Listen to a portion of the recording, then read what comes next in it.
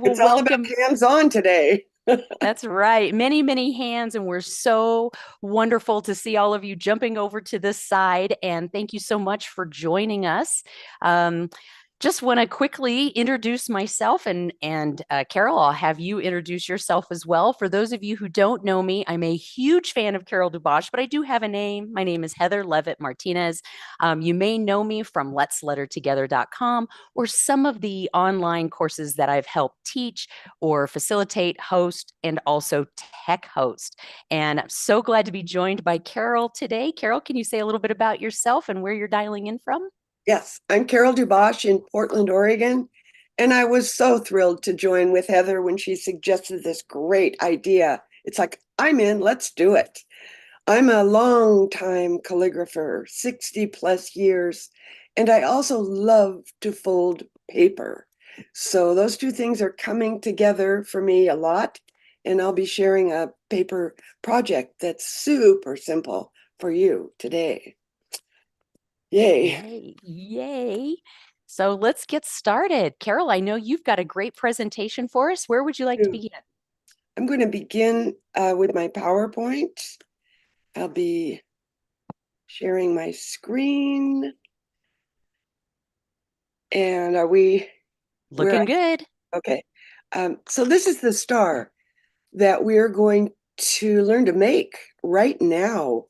And I think it would be a good idea to just watch and try this on your own a little bit later. The star you're looking at is 5 inches across and it's printed on paper. It's my calligraphy and design. And because the paper is folded, it has writing on both sides.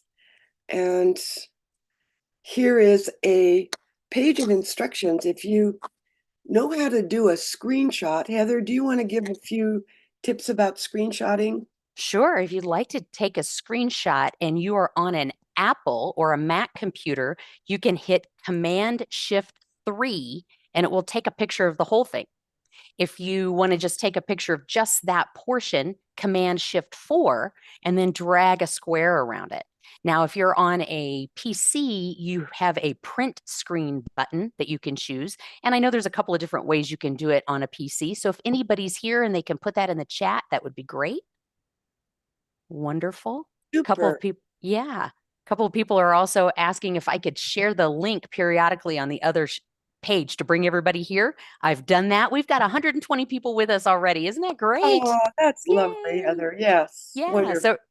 So this is wonderful. Carol's got this wonderful instruction here. If you're just dialing in, be sure to take a screenshot of this because you'll want to use that. And you can always come back and watch the video as well.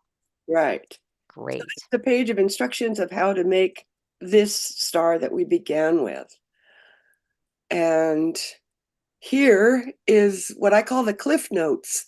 This is a shortened version of how to make the paper star. It's maybe just a little reminder of a couple of things. Pretty good instructions. This is my video and of making a paper star, and I'm going to talk you through it because the video doesn't have any sound. You'll notice my star is slightly crooked. I love them that way. I wouldn't want my stars to be perfect because then someone might think I bought them. This is a template that corresponds to the size of paper I'm using. Here I have 1 inch by 11 inch strips that I'm folding in half. So now they appear to have writing on both sides. 2 strips of paper are needed from an 11-inch size to make this 5-inch star. And now I'm organizing those 2 strips, and I will use a glue stick to connect them in a simple way.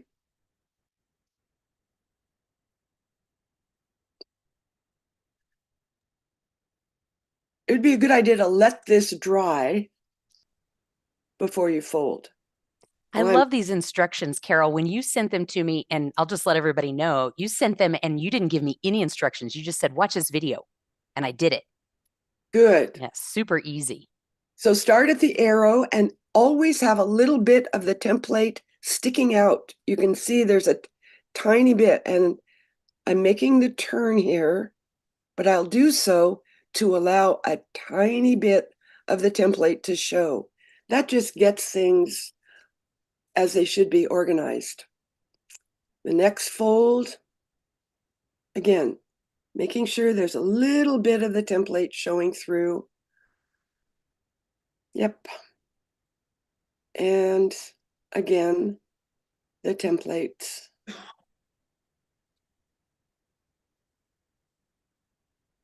And then this last fold just comes up until it's where it wants to be to connect. However, the stars needs to be woven first. It's easy. Over, under, and under, over. And get that glue stick out again. Give it a little press. Check your corner folds. Make them nice and crisp. And you have made a star. So quick, so easy, and I think so wonderful. I love these stars. On the left, I changed the artwork that I printed to include the names of some friends that I gave these stars to, and that was fun. And on the right, I used gift wrap, which is a perfect weight, and it's patterned. And that was just another option idea. Here's the page of my calligraphy that made the first star that you saw folded in the video. There are 1.5 inch strips to make 8 strips, which makes 4 stars in this page. And if you're close to a copy machine, it's easy to put a page like this together. You can scale up or down. The 3 inch is as small as I've made, and so far the 9 inch is my largest, but there would be no reason to limit. Either way, as you wish. Have fun with it. If you make anything really big or really small, Heather and I know would love to see what it is you make. Yeah. Okay, Heather, you are on. Yeah. So can I talk a little bit about my stars and what I Yeah, created? All yes, right. love to see. Excellent. So if you could stop sharing real quick, and I will show you before we go on to my portion. I'd love to show you how I made the star using what Carol just shared with us. And I used Canson Martinez black paper, and I cut it at the folded shape, so 1/2 inch by 11 inch, and then had two, actually, I think it was 22-inch paper. So I just cut strips, 1/2 inch strips, and it's nice and thick. And then I drew on it with some of these I used metallic pencils, and this one I used a metallic gold pen to draw on it after. So each one is hand done. So I'm going to do a whole series of these and just experiment with different things to write on black, because I don't know, I liked a darker star. So Heather, that is not folded paper. That's a strip of heavier paper, heavier weight yes, paper. Oh, exactly. great. Yeah. I That's a think what great you did is great, because then you can have your calligraphy already done. yeah.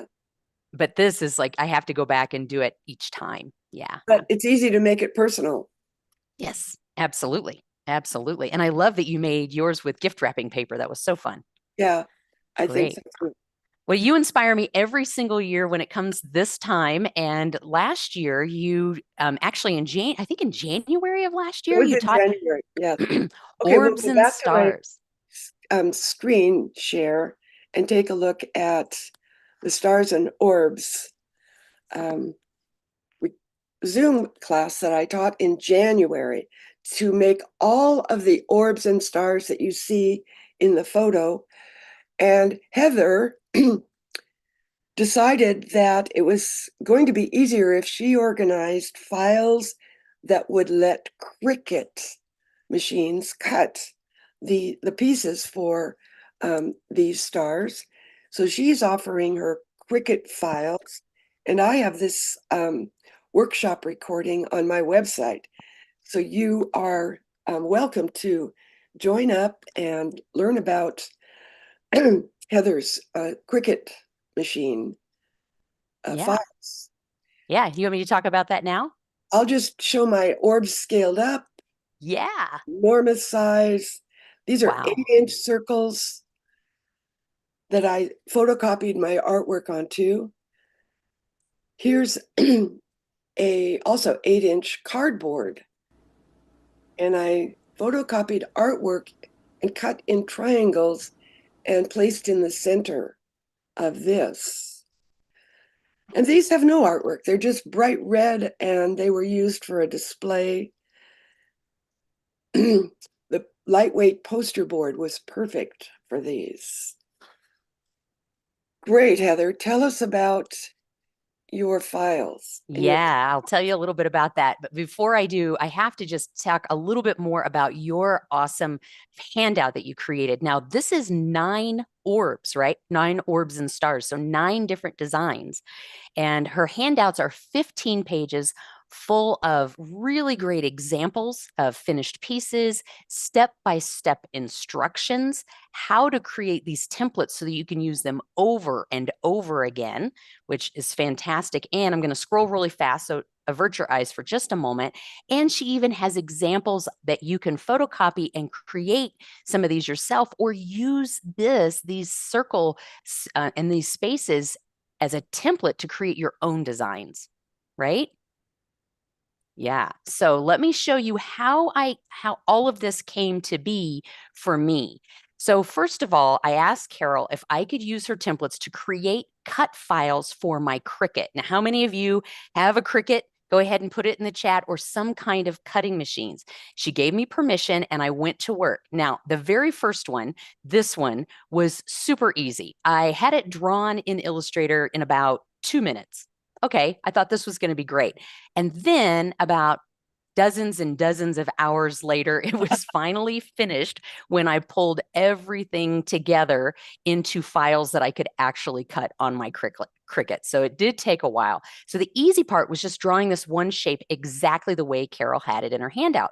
The hard part was getting all those little slit lines and getting them all correct, figuring out how to get them all on one page, save them as project files, compiling everything, and then posting it onto Gumroad. Whew, that was a lot. And I had to put a price on it because it took a week's worth of work. When you purchase, and if you decide you want to go ahead and purchase the cut files, you'll receive this PDF that will give you links that'll take you directly to Cricut Design Space. Now, if you have a Cricut, that's great. If you don't worry. I have files for any of you that are also working on other types of machines. And so let me go ahead. I just really quickly let everybody see. This is Carol's online classes. I'm putting this in the chat, and I'm also putting in the cut file, the files that I'm selling that you can use with any machine, because you're going to use the SVG files. Yeah, they can be used probably in a Brother. If a Brother uses that, that's great. Now, what you may notice here is I've got one of my file names circled. It's because I put in here how many pieces are in that file. So you can just double check how many pieces there are in each file, so that you know how many pieces you need in your project. So when you click that link, it should take you right to the project so you can make it like this, which is great. And once you're inside there, once you're inside Cricut Design, you've got everything you need. So just wanted to share that with you. Let me show you a little bit more of what that looks like when it's all cut. So yesterday I wanted to test these files again. I didn't want to lead anybody astray. So I went ahead and put my Cricut, plugged it in, cut out my very, very favorite, which is the paper orb. This is also the hardest one I have found to cut, because not only do you want to get these perfect little circles around the edge, but the angle and the length of this slit is going to make all the difference in the world. And what I suggest you do is, after you pull all of these out, You're going to want to make sure that this slit is all the way open because you don't want to get halfway through putting together your orb and for some reason you can't get them all together. And this is what the final product looks like. Love this piece. I cut it out of, it's like shimmery, silvery white paper. So love that. And that's how simple it is if you have a Cricut. Otherwise, you have to cut each one of these out individually. And this particular pattern takes 12 pieces. And I think we counted it up, Carol. Is it 72 Yes. pieces? You do Yes. every single project. A couple Yeah, more that's a lot, projects. What's that? lot of cutting. Yeah, a lot of cutting. And some of the projects don't require any glue at all. So these two pieces here are completely put together by slits. And this is put together by folding. And I love this. You know what this reminds me of is like a Norwegian or a Danish design that you could do in, I don't know, turn it into a lamp or something. I can see this at IKEA. Oh, yeah. I just love these, very sculptural. And then some of them require some gluing. Oops. And some of us don't glue very well. So just pulled that one apart. But some of them require gluing. And I love them because they're paper, they're fun to hold, touch. And I just set them up, either hang them or put them in my studio for other people to enjoy.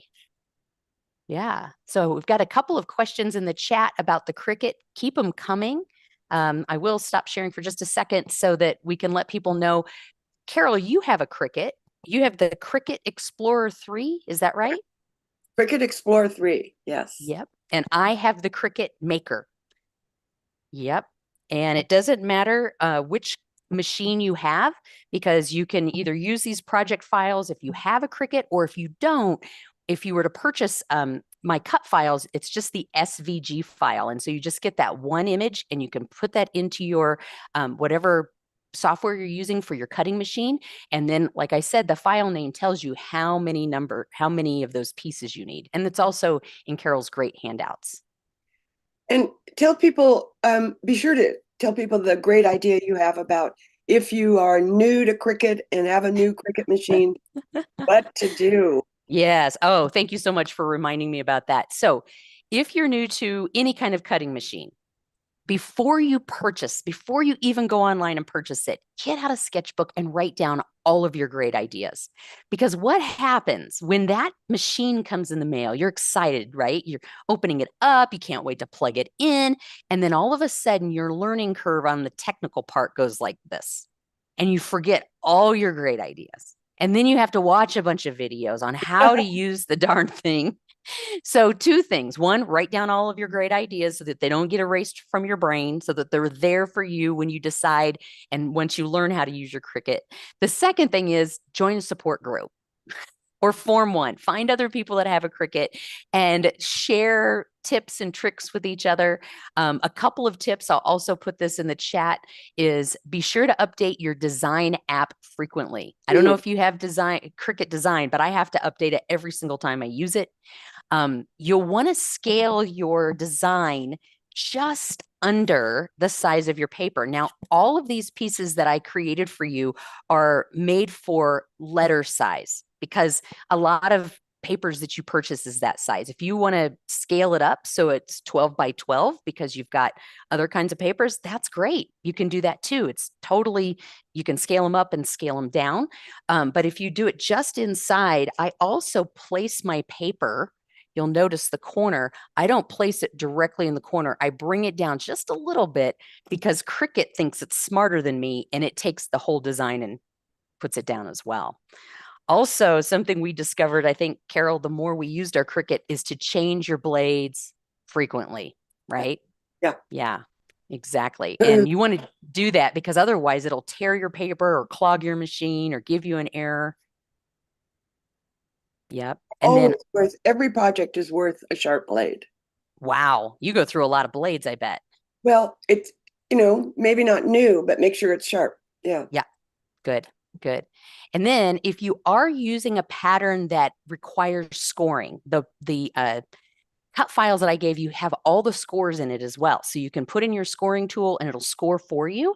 And if you don't have a scoring tool that goes into your cutting machine, you can just delete those dotted lines and just cut, and then you can hand score when they come out. And there's only a few that has scoring. I think this That one one, does, yeah. yeah, I don't know how many others have scoring, but there's not a lot of scoring. I think this one does.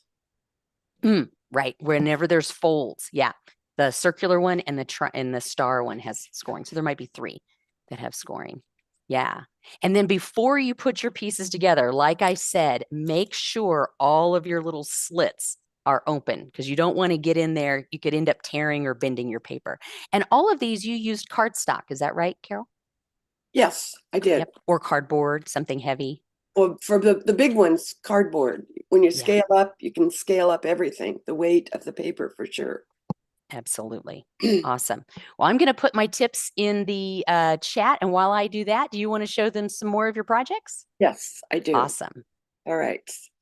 So back to screen share and moving on. So I teach a lot of scripts and I have taught these classes online and they are available on my website should you want to learn folded pen. It's a wonderful, wonderful script with lots of opportunities to be expressive. And Folded Pen Adventures is an excellent class. This is Neuland, and I love Neuland for the many, many ways that it can express what you want to say. It's bold, and yet it can be gentle. It is simple and has lots and lots of variations to explore as well. And Carol, can I ask, what kind of tools are you using to to write Neuland with? Because some of these look very different. These look very I, different than your first one.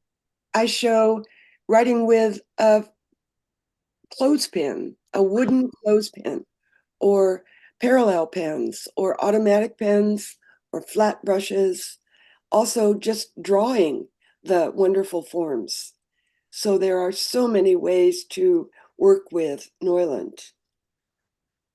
This is monkey bar caps. It's something I worked out using ordinary capital letters, but reorganizing them so they share parts and become tangled up and act like schoolyard monkey bars connections. On the right, it says abracadabra. If you can read all of the stars as A's, I'm assuming that once you've figured that out, they sort of do look like A's. Maybe I'm asking too much, but slowing down the reader's not all that bad. I love this. It's almost like a puzzle. It's lettering for your brain, right? Yes, it is indeed. What can I get away with and yet still read? And sometimes I may take it too far, but I think these are legible. Italic, it just runs deep for me, was the first script I learned long, long ago, and I'm still working on my italic. Most calligraphers I know would agree. They are working on their italic. There's so many subtleties. It's an incredible script. Bone script is a variation of foundational hand. It involves pen manipulation and bringing the letters close together and the words bunched up. And it's a very wonderful script to learn and can be used so expressively. Let there be peace on the left. If I cut the letters out, it would be one piece of yellow paper. Everything's connected, touching. And that's part of working with bone scripts. Have you ever taken any of your bone script or other lettering and cut it out with the Cricut? Maybe scan it? Yes. I Awesome. actually, the alphabet on the right is hanging over my desk. I love it. This is Ben Shahn lettering. Ben Shahn is best known for his powerful posters and social realism from the 60s. He did amazing lettering. So I'm borrowing a lot of his techniques and style to work with. And it is like having a permission slip in your pocket to change the letters and pair them up, turn them sideways. It's such a delightful script to work with. I love it. And do you always use the folded pen to write Ben Shahn with? I like the folded pen for this script. You can use a regular broad edge pen. It comes out a little more organized and slightly less expressive.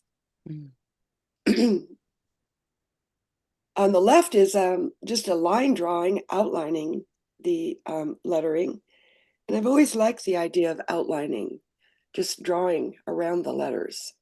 And on the right is a pangram. That silly sentence has all 26 letters. Heather Martinez organized Pangram Day. Oh, yeah, that's right. And it's, tell me again, February 1st? Yeah, Pangram Day is February 1st, and I will put the link in the chat on where to find original pangrams that were written by calligraphers, lettering artists, and just basically lexiphiles. It's never too soon to start thinking about February 1st, Pangram Day. I want to ask you about this, the pangram that you have on the right. I see a lot of colors there. Did you mix these colors using Bister inks? These are blended Bister inks. Beautiful. I only use the blue, yellow, red, and sometimes the green in blending like this. And I'm writing with a folded pen on heavy watercolor paper that's textured, and I get those lovely crunchy edges, which I like a lot.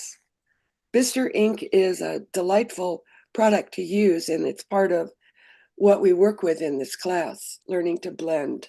Wow. So we blend the inks and learn the lettering style in Ben Shahn lettering class. Right. Fabulous. Gothicized italic. It's a version of Gothic mixed with italic. It is definitely a hybrid. I think it is warmer and friendlier than the angular kind of Gothic script. It is vertical and always looks slightly important. It's a delightful script to write and has a rhythm that I enjoy very much. Again, these are blended inks on both of these spirals. I wrote this with a scroll pen. A scroll pen has a little, like a tooth missing on its broad edge. I teach a class on calligraphic spirals.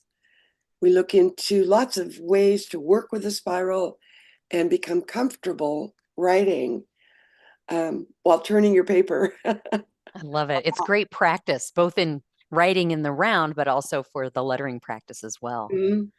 Wonderful. This example is Untitled Uprise, which is an Untitled variation I devised that is sloped and somewhat cursive. It's a little quicker and livelier than formal Untitled. It always appears less formal, and I like it a lot.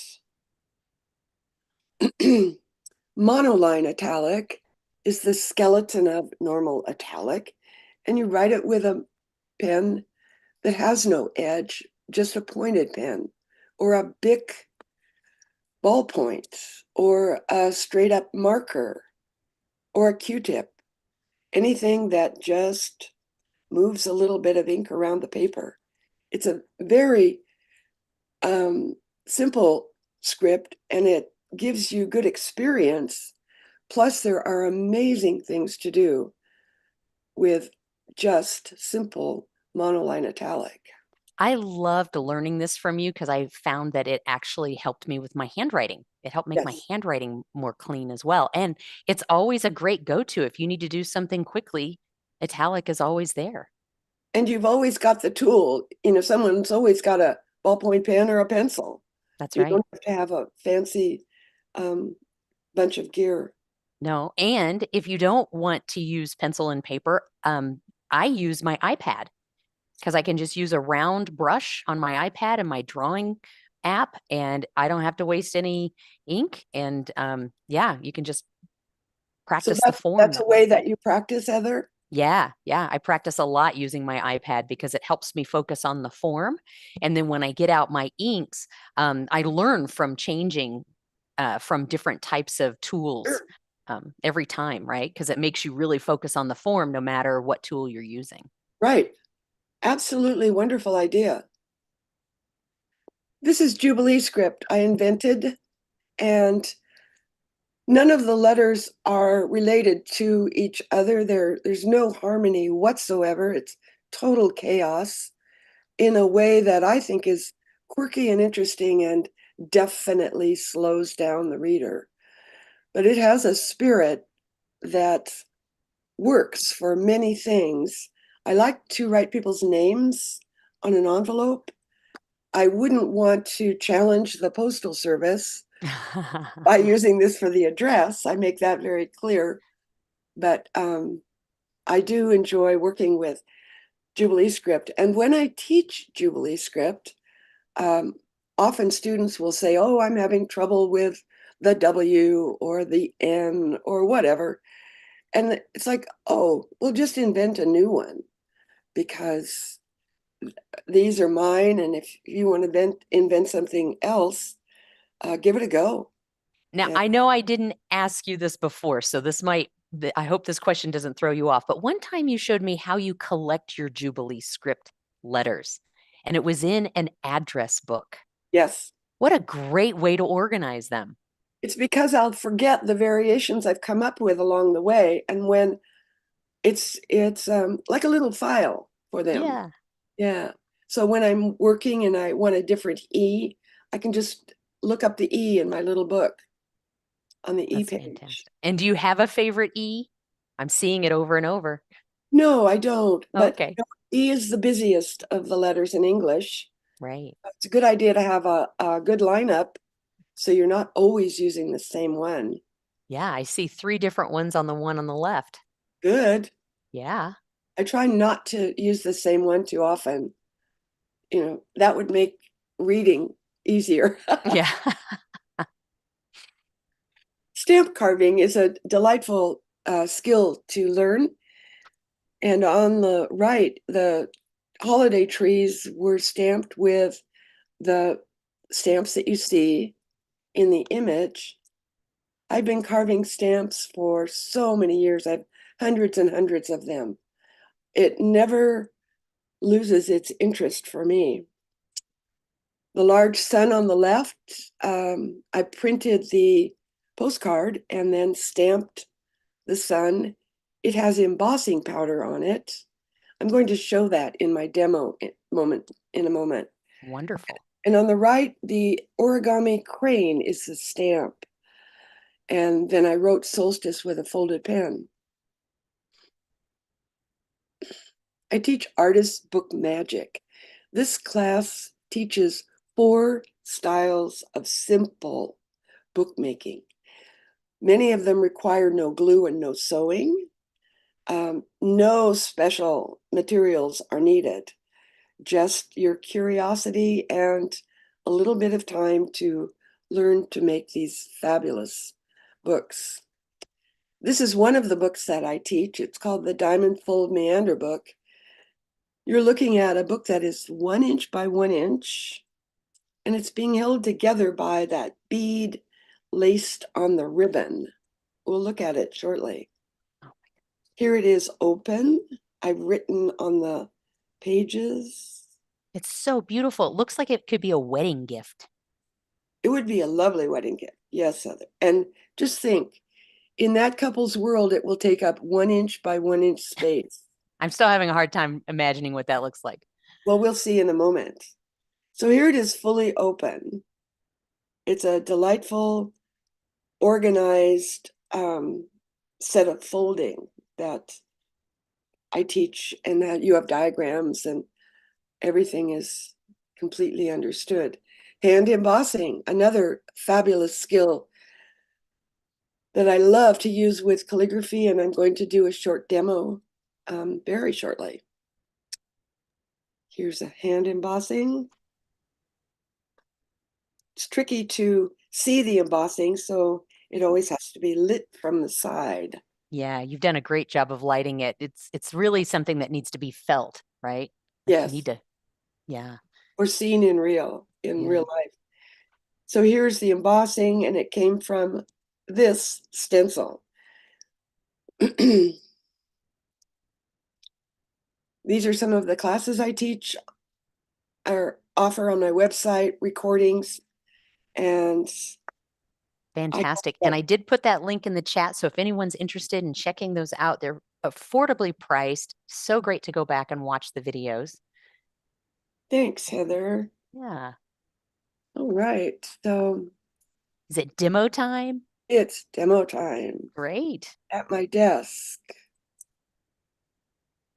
So here is the postcard we looked at, and it's on a shimmery paper, and it has embossing powder on it. I stamped the sun, and while the stamp ink was still wet, I sprinkled embossing powder on, shook off the excess, and then used a heat tool, and it raises the embossing powder on the stamp. So I'm going to show you the stamp. They make wonderful impressions, and yet they always have this super funky look.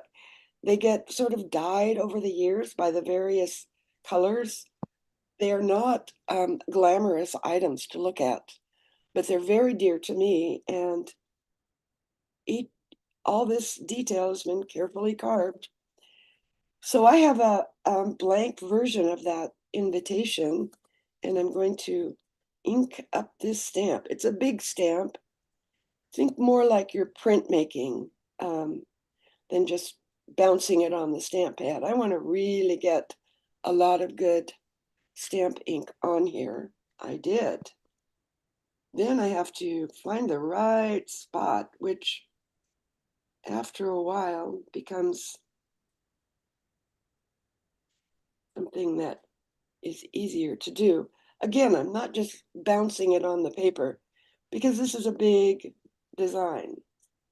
Now the reveal. Whoa, it worked. Wow, that's fantastic. I wasn't sure what color that was going to be. This is so great. So you did the lettering beforehand and then photocopied it or printed it onto another piece of paper? Correct. Great. And this is regular ink, but you could use embossing powder if you wanted. Now, if I wanted to emboss this, I would, it's too late now because this is dry, but I would have stamped, moved the stamp off, quickly sprinkled embossing powder on, shake off the excess, and grab the heat tool. But there's YouTube videos on embossing powder if you want to look those up. It's a simple thing. But it looks pretty good without even the fancy on it. And so we have a question in the chat. So great that Karen's writing this. If anyone else has questions, feel free to put those in the chat. Karen's asking, what material do you use to make your stamps? This is not my favorite. It's a little bit thin. I like thicker because my hands have to grab this item and get it. And often my fingertips get ink on them. And then when I print my fingertips because it's kind of not thick enough. But your arts and crafts store has all kinds of things. My favorite to use is Moo Carve, MOOCARVE, and I find that online. But I did okay with this, and the trick is then just keep your fingers out of the stamp pad. Right. You could also mount it on a wood block Oh yeah. as Well, that well. But, would you take know, more that's room in my storage container, and exactly. And it's my understanding that you don't use any commercial stamps. You cut all your own stamps, right? that's correct. Because And the yeah, minute I would use a commercial stamp, I everyone says, "Oh, cool. Oh, well, I didn't make that." You know, right. Then they kind of doubt all of your stamps. I love that you only make your own stamps. And how many stamps do you have? Because I've seen your collection of stamps. Do you know how many you have? I've never counted them, Heather. I mean, I've many, many alphabets. Each alphabet's 26 stamps. Right. Well, So I yeah, did an average the last time I was in your studio, sort of okay. like guessing how many jelly beans are in the jelly bean jar. And I think I counted or averaged over 300. Oh my God. Do you think there's more than that? Oh, I think there's more than that. Yeah. Okay, I could Just be because wrong. we're just because we're talking about this. Heather's talking about this series of containers. They're little drawers. I think they're made for hardware store stuff. I bought these in a hardware store, and they're filled with my stamps.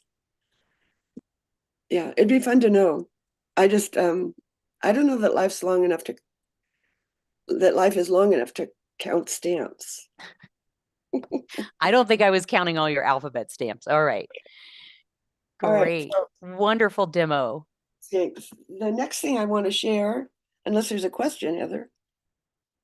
No? Looks like Lori's just giving a tip saying if you put your stamp on the table and ink on top of it, you don't get inky fingers. So she's saying go the other way.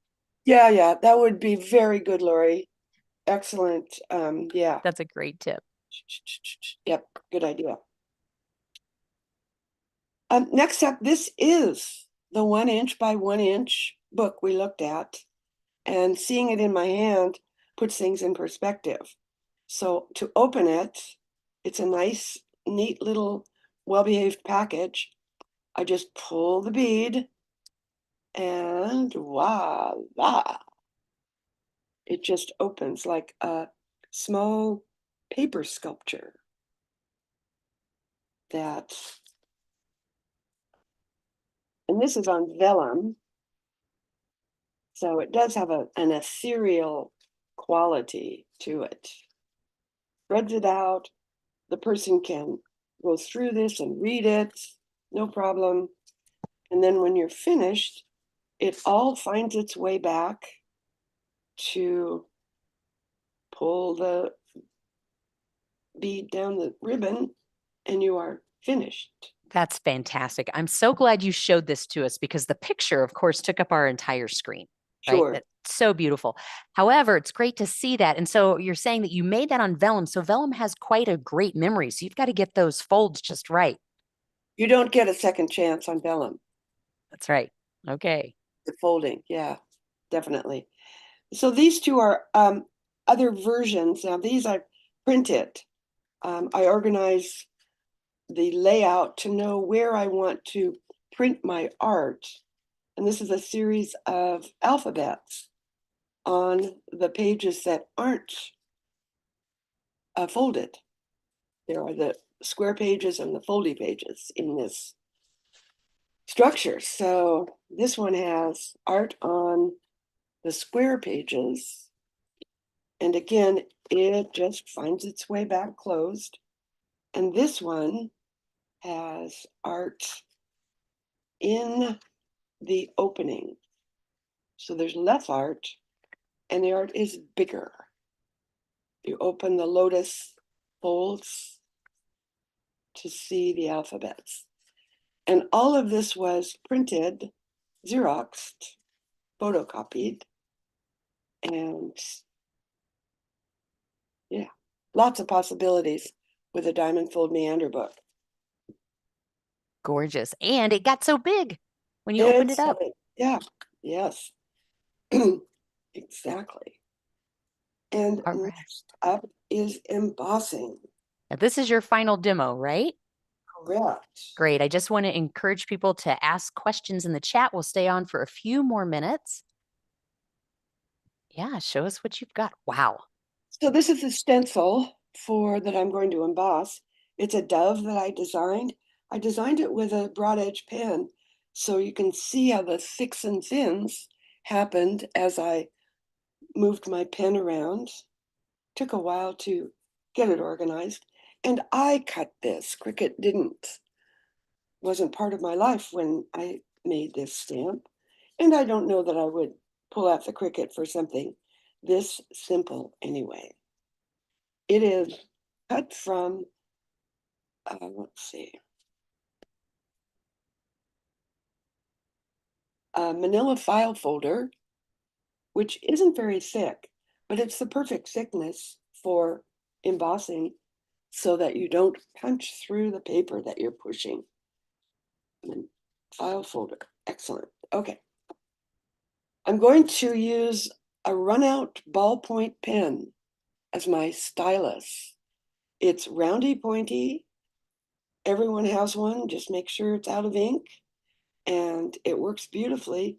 You can also use a crochet hook, or you can use the real thing, which she's reaching over on her desk. Looks like this. It has balls on the end, an embossing stylus. Excellent. And those come in lots of different sizes too, They Carol. do. They do. Yeah. It's And your indeed. Bic pen, it looks like you removed the ink cartridge from it as well. I did. You can just peel this, open this end, and pull the whole thing out, and I just cut that off. All right, so let's get going. Here's the card that I wrote the word peace, little folded card, and I want to emboss the dove on the front of the card. You always write first and then emboss if that's something you're combining. And I want to organize this where I would like it to appear. I'm going to have that wing poking into the calligraphy, and I like the look of that. So I think I'm going to emboss it right here. I don't want to hold this carefully, so I tape everything in place. So nothing's going to move about as I work to push the paper into that dove shape. This either warms the paper or puts a little skin oil down. I don't know, but it always helps for embossing. It helps the tool move. I am pressing hard. I can't tell you how hard because we can't talk about that. There's no way to define hard. But I know I'm not going to punch through this paper. So I just want to really capture the line and the shape of the edges of my stencil. And I'm not just doing the edges, I'm coloring in and filling as I go along.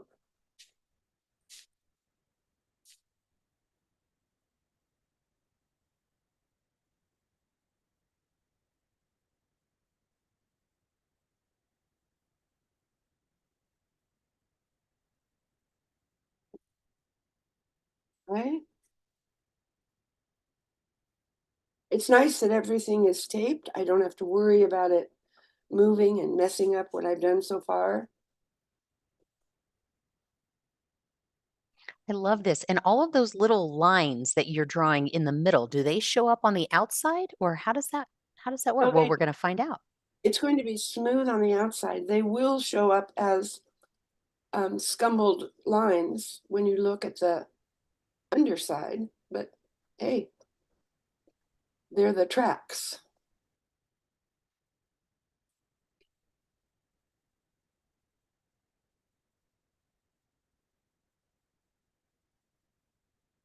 I love how simple this Bic pen is and how it just does a great job.